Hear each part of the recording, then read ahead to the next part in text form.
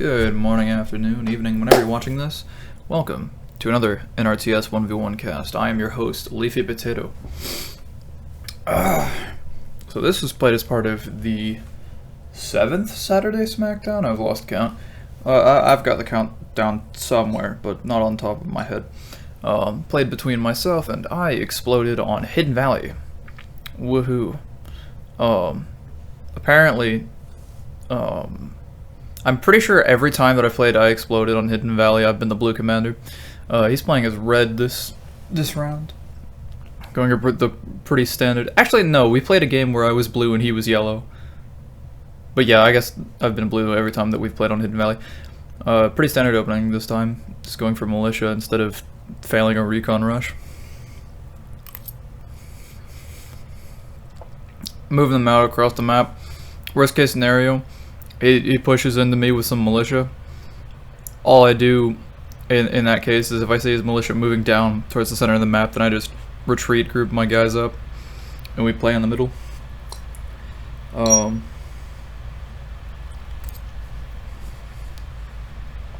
am kind of trying to go for a quick first house, though I don't have a set timing down. So this is a lot less clean than it could be, so it's more just a slower eco play while constantly making militia. He's got 4 militia and a marauding squad here, but I've got 4 militia in the middle of the map now, so it's not that bad. Now he's got 5, splitting them off a little bit. My farming's a little sloppy, and I haven't quite figured out exactly how my game plan's gonna go. I'm just kind of contesting the middle here with militia. Probably gonna put one on the purple-orange side, just to harass his farms. He gets down a tower.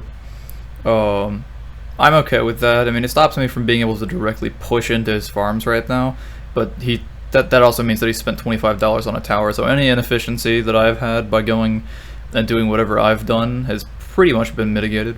Of course, I don't have a tower myself, so he can push me easier than I can push him, but I don't really need to push him. He doesn't own green. And he won't for the time being. He's pushing out with his militia, but he doesn't have them formed up too well, and if you stop to form them up into a clean line before you push, you're stopping, right? If you don't box select to form your units up as you're marching, then you're not going to get a really solid battle line, and things don't work very well. So I guess there is some niche to using the box select to form your units up as they march rather than using the alt drag, which will form your units up into a better line, but only assuming all of them have stopped. Anyways, we're in a bit of a stasis point here. I'm going to keep expanding. It's basically on him to stop me from doing this. He's sort of gotten himself in a position where he has to sit where he's at, right? He's got army. He can push into me. That's not a problem.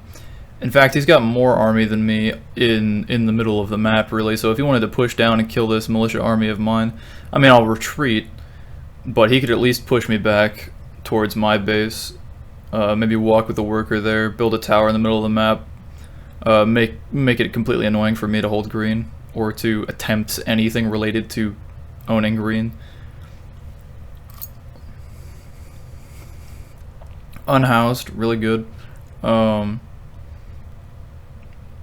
Q isn't the best thing in the world, but considering that now I'm focusing on trying to take some farms and then harassing while holding a different front, not a horrible idea, making it so I only have to focus on my CC after 20 seconds rather than just 10.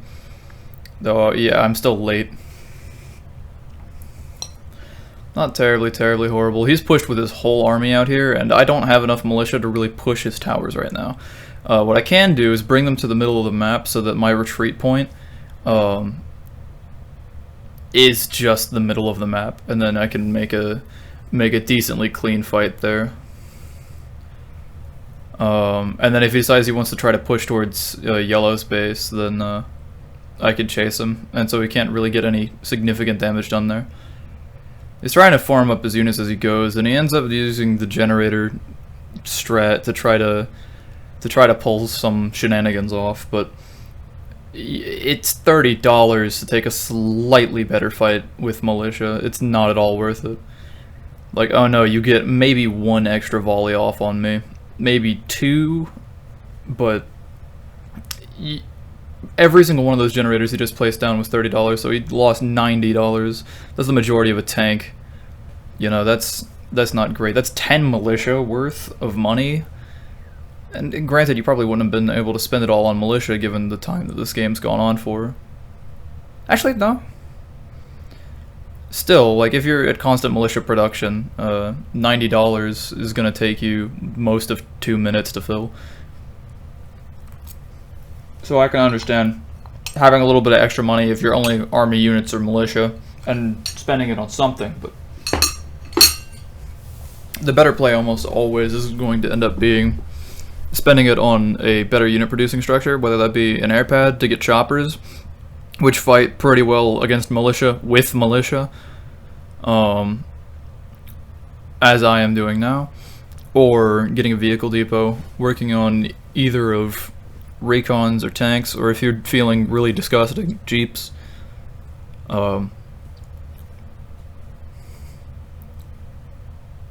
Yeah. So yeah, generator tanking, if you've just got a lot of money and you don't have time to spend it, then I can see it. But honestly, yeah, I don't think it's something that you should practice. In the way that it doesn't really give you that much of an advantage, and it's just awful in terms of efficiency with money. My job here really is to keep my chopper alive. And if the militia die, oh well. His army's basically gone. I've still got a chopper in the air. And like, sure, he's still got militia, and sure, he's wiped out most of my force, but I've got an air pad up. I've got 4 choppers in the air, 2 of them in a place where I can really fight with them. And sure, they don't really want to engage the militia directly here, but I can start shutting down his money. I've got good map control, I've got better eco than him, and while I might not take as cost-efficient a fight against his militia, I don't need to, because I've got significantly more money. And you can see I've thrown down a vehicle depot, mainly because tanks would just be crushing here, and he sells. That's the end of the game. One hell of a match. Honestly, I don't think he did anything wrong that game outside of, I guess you could call not pushing into me when I didn't have a tower a mistake, because he very much could have, like, if I stand and take the fight in, like, at the near Green's base, then I lose. So I have to retreat and fight behind farms or whatever, or my structures, in which case maybe I can take a better fight that way, but he can just shoot at my structures and kill them. And if he can hit a couple farms, that's good. If he could just stop my workers from being able to take more farms, that's good, because then that's not 8 eco that I have over him. You know, keep me at parity so that we are fighting with equal resources. Yeah, I think Explode played well that game. Anyways, it's a bit of a short cast today. I hope you enjoyed watching it. If you stick to the end, thank you very much. I always appreciate that. Anyways, I hope you have a wonderful rest of your day, and remember, stay classy.